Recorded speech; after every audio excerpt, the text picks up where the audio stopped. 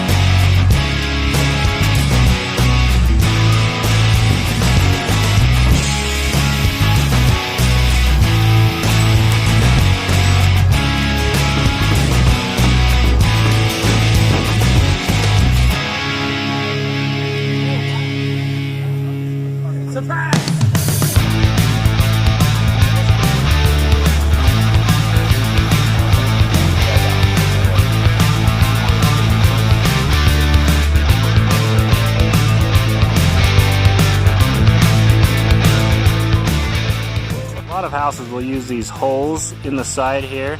They call them scuppers. You know, like a pirate ship for the water to get off deck. This house doesn't use too many of those. This will have a couple of them draining from this upper roof down to the lower roofs. And from there on out, it's going to hit these drains that are going to be hiding behind the walls like that, these little blue ones.